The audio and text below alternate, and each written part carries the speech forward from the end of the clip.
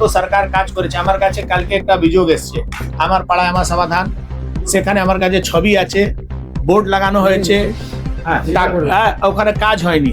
সে যদি ওরকম 8টা অভিযোগ আমার কাছে আসে, তাহলে আমি বাদ বাকি লোককে টাকা কি করে দিতে পারবো? না, এটা খুশিয়ে দেখতে হবে। মাননীয় মুখ্যমন্ত্রী আদেশ আছে, আমরা জিও ট্যাগিং ছবি তুলবো, ভিডিও করব, ওখান থেকে যে কাজ হচ্ছে তার স্যাম্পল কালেক্ট করব, টেস্ট হবে। যদি কাজ জেনুইন হয় তাহলে 100% লোক টাকা পাবে। যদি কোনো জায়গায় কোনো দুর্নীতি থাকে তাহলে ও টাকা পাবে না। এটা তো গেল আপাসের কাজ, মানে আর আগের যে কাজগুলো পুরসভা করেছিল সেই কাজেরও টাকা পাচ্ছে না বলে দাবি। যাদের কাজ করেছে তাদের কাছে যদি অ্যাপ্রুভাল থাকে তাহলেও 100% পয়সা পাবে।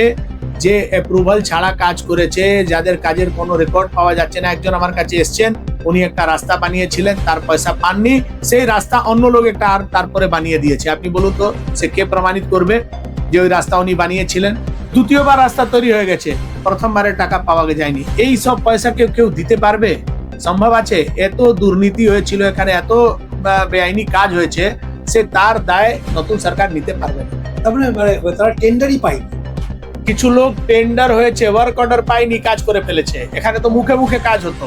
15th ফাইন্যান্সের টাকা এখানে আসতে পারে না, যেহেতু এখানে ইলেক্টেড বোর্ড ছিল না। তারপরেও এরা কি করে কাজ করেছে আর কি করে ওয়ার্ক অর্ডার দিয়েছে, যারা দিয়েছে তাদের বিরুদ্ধে আমরা আইনগত ব্যবস্থা নেব।